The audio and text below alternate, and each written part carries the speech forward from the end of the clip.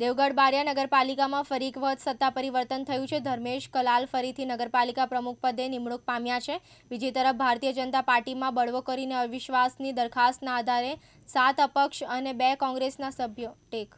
બીજી તરફ ભારતીય જનતા પાર્ટીમાં બળવો કરીને અવિશ્વાસની દરખાસ્તના આધારે 8 અપક્ષ અને 2 કોંગ્રેસના સભ્યોના સમર્થનથી પ્રમુખ બનેલા નીલ સોનીને હવે પ્રમુખ પદેથી વિદાય લેવી પડી છે।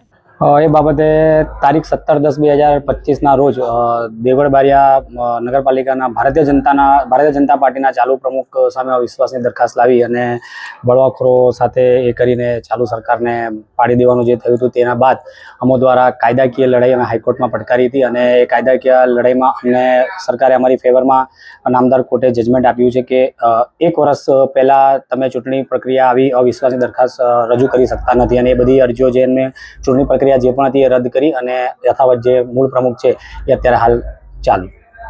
હાલ તમે જે અહીંયા પદભાર સંભાળ્યો છે કોઈના ઓર્ડરથી સંભાળ્યો હાલ જે વહીવટી તંત્ર હા, સૌપ્રથમ જે આ ચાર્જ સંભાળ્યો છે એ નામદાર હાઈકોર્ટના ચુકાદાને અમલવારી કરાવી અને લીગલી જે પણ એનો પેપર વર્ક છે એ પૂર્ણ કરીને મેં ચાર્જ મેં સંભાળ્યો છે।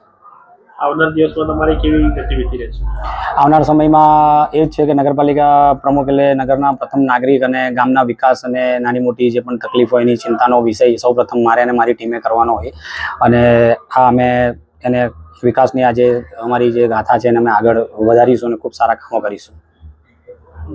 અવિશ્વાસની જે દરખાસ્ત લાવવામાં આવી હતી એનો સમય પિરિયડ છે 1 વર્ષ પછીનો છે લાવી શકાય એવું છે, તો આવનાર 1 વર્ષ પછી આ અવિશ્વાસની દરખાસ્ત આવશે કે કેમ એ બાબતે અત્યારે હાલ હું કશું એમાં કહી શકું તેમ નથી। એ પહેલે 1 વર્ષ પૂર્ણ થાય પછી જોઈએ છે શું થાય છે। ધર્મેશ કુમાર ભરતભાઈ કલાલ જે પૂર્વ પ્રમુખ હતા ધર્મેશ કલાલ એમના ઉપર અવિશ્વાસની દરખાસ્ત આવી હતી જે 17/10ના રોજ પસાર થઈ હતી। એ અનુસંધાને ધર્મેશ કલાલ જે પૂર્વ પ્રમુખ હતા એ હાઈકોર્ટમાં ગયા હતા અને એના પછી 10/11ના રોજ ઇલેક્શન પણ થયું હતું।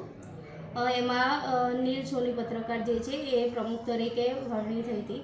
જે પૂર્વ પ્રમુખ ધર્મેશ કલાલ જે હતા એ અવિશ્વાસ પસાર થઈ એ બાબતે હાઈકોર્ટમાં જે ગયા હતા એનો ગઈકાલે ઓર્ડર આવ્યો છે, હાઈકોર્ટનો ઓર્ડર। એમાં સ્પષ્ટ એવું લખ્યું છે કે અવિશ્વાસની જે બી પ્રક્રિયા હતી એ બધી રદ કરવામાં આવી છે અને પેરા 6 પ્રમાણે પૂર્વ જે પ્રમુખ હતા એમને પદ ગ્રહણ પાછું કરવાનું કહ્યું છે હાઈકોર્ટ દ્વારા।